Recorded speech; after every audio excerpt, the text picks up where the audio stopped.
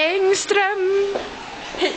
Idag ska vi prova fåtöljer som kan rulla. Vad heter det? Skrivbordsstolar. Och nu ska vi testa först om den är skön. Den var lite sjuk.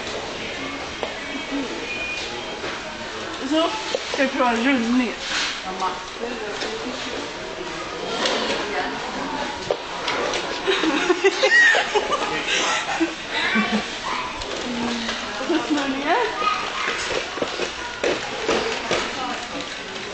Nu provar vi en liten skinn.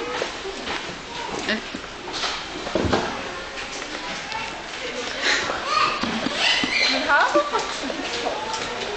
Men gud, man var tillbaka.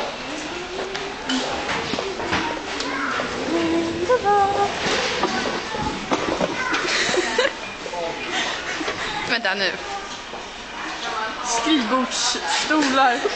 Testning fick på 4 toast. Kanonkul.